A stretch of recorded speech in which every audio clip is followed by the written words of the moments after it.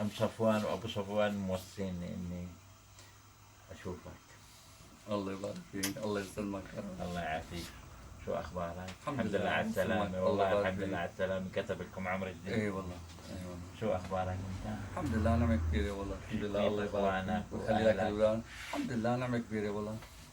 وين الحمد هلا لله. ساكن أنت؟ ساكن بهون بالتل منطقة اسمها البروز تقريبا. بشتغل وأهلك حواليك؟ هلا والله وديت امي ومرتي واختي لعند اخي بمعربة بيتغدوا هنيك عندهم. هلا كنت حكيت لك عمود اليوم والله. مين من إخواتك هون؟ هون في هي اللي توفت ابنها. اختي علي والله يرحمها. تفضل تفضل. وين بيتها؟ بيتها بأول